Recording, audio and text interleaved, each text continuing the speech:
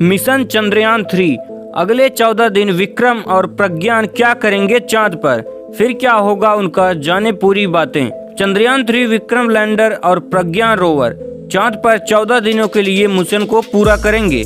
ध्यान रहे कि यह पृथ्वी का 14 दिन और चांद का मात्र 1 दिन होगा। आज हम जानेंगे कुछ अहम बातें, जैसे विक्रम लैंडर और प्रज्ञान रोवर ने शुरू किया चांद पर अपना काम। उनके पास अगले 14 दिन हैं।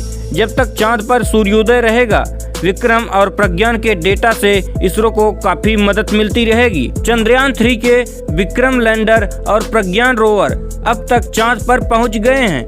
बुधवार की शाम 6:04 पर विक्रम ने चंद्रमा के दक्षिणी ध्रुव पर सॉफ्ट लैंडिंग भी की है। भारतीय स्पेस एजेंसी इसरो ने इस खुशी को दुनिया से साझा भी किया था। साथ ही वैज्ञानिक आगे के मिशन में जुट चुके हैं। गुरुवार सुबह इसरो ने बताया कि प्रज्ञान रोवर अब बाहर आ गया है और चांद पर चहलकदमी करने लगा है। सवाल उठता है कि विक्रम और प्रज्ञान अगले 14 दिन तक चांद पर क्या करने वाले हैं और इस मिशन के बाद इन दोनों का क्या होगा। तो सबसे पहले मैं आपको ये बता दूं कि चांद का एक दिन पृथ्वी के 14 दिनों के बराबर होता है। विक्रम लैंडर और प्रज्ञान रोवर चांद पर 14 दिन के लिए मिशन को पूरा करेंगे। ध्यान रहे कि यह पृथ्वी का 14 दिन और चांद का मात्र 1 दिन होगा। 23 अगस्त को चंद्रमा के दक्षिणी ध्रुव पर सूर्योदय हुआ है और 14 पृथ्वी दिवस तक वहां पर रोशनी रहेगी। विक्रम और प्रज्ञान अपना काम करने के लिए सौर ऊर्जा पावर का इस्तेमाल करेंगे।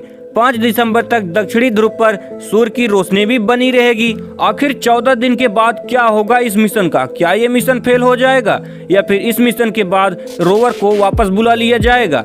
चलिए जानते हैं। इसरो बता चुका है कि चंद्रमा पर 14 दिन के लिए रात हो जाएगी। रात होते ही वहां का तापमान शून्य से भी बहुत नीचे चला जाएगा, लगभग -300 डिग्री सेल्सियस तक। ऐसे हालात में प्रज्ञान और विक्रम डीएक्टिवेट हो जाएंगे।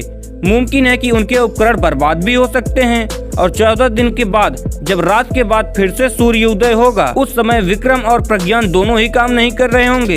हालांकि अगर वो फिर से काम कर पाते हैं तो यह भारत मून मिशन की सबसे बड़ी उपलब्धि होगी। तो आगे देखते हैं कि क्या पृथ्वी पर फिर कभी लौट पाएगा विक्रम लैंडर और प्रज्ञान रोवर।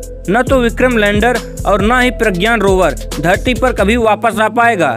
दोनों जब तक चंद्रमा पर काम करेंगे, इसरो इनकी डेटा का इस्तेमाल करके अपने फ्यूचर मिशन के लिए काम करेगा। जब दोनों का जीवन खत्म हो जाएगा तब वो चंद्रमा पर ही रह जाएंगे।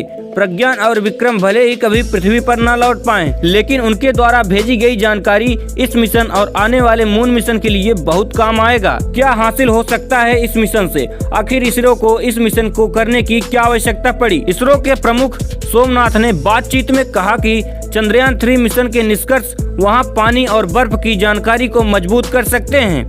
भविष्य के मिशनों के लिए चांद पर पानी और बर्फ की मौजूदगी होना सबसे अहम चीज हो सकती है।